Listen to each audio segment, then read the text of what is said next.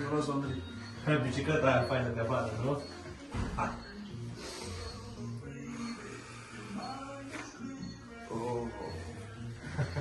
Aici, relaxează.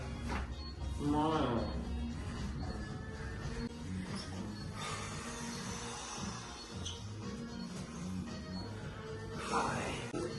Așa, la spinare.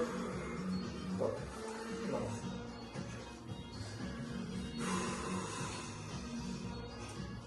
Te ții cu mâna pe umărul celălalt, spre tare pe nas.